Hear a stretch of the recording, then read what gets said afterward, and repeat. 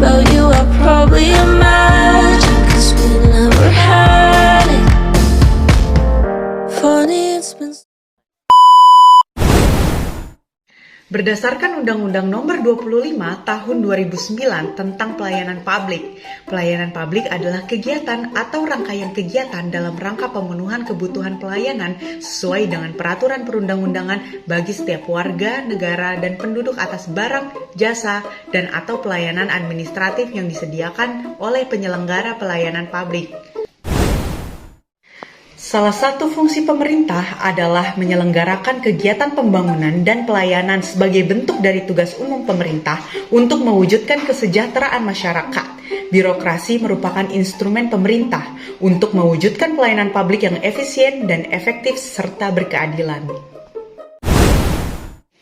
Adanya standar pelayanan publik memberikan keterbukaan akses informasi kepada masyarakat, sehingga dalam sebuah pelayanan baik persyaratan, prosedur, biaya, dan jangka waktu dapat diukur dan diketahui oleh masyarakat tanpa mengalami kebingungan, serta menuntut pengawasan masyarakat dalam penyelenggaraannya. Contohnya, seperti Pemprov DKI Jakarta yang telah membangun ruang terbuka bagi masyarakat.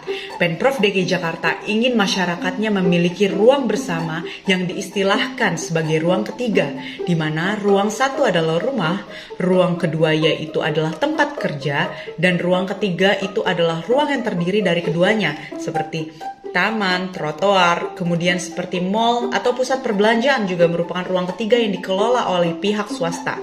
Maka, pemerintah ingin menyiapkan ruang ketiga bagi masyarakat bisa berinteraksi dan bisa merasakan kebersamaan, serta yang paling penting adalah bisa merasakan kesetaraan. Itu sebabnya pemerintah Kota DKI Jakarta membangun taman-taman di ibu kota dengan konsep Eco Park sebagai sarana bermain di mana masyarakat dapat dengan bebas mengekspresikan dirinya, mulai dari anak-anak, orang dewasa, ibu hamil, dan para lansia serta para penyandang disabilitas dapat dengan bebas menggunakan fasilitas Eco Park ini.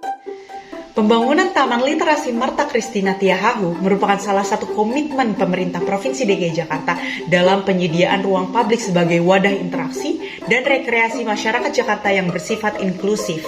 Taman ini dibangun untuk memfasilitasi kegiatan berliterasi, khususnya generasi muda DKI Jakarta. Lalu, apa saja fasilitas yang ada di taman ini? Taman Literasi Marta Christina Tiahahu menawarkan sejumlah fasilitas, diantaranya healing garden. Pengunjung bisa menikmati suasana di bawah pohon rindang dan adanya amphitheater, ruang diskusi, ruang galeri, hingga ruang belajar. Lalu yang ketiga adalah masalah birokrasi.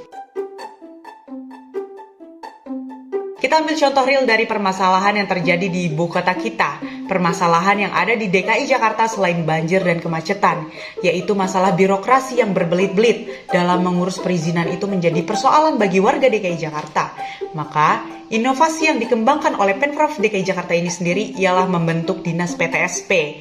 PTSP adalah singkatan dari Pelayanan Terpadu Satu Pintu, di mana pemerintah berkomitmen membenahi ketakutan warga dalam mengurus perizinan.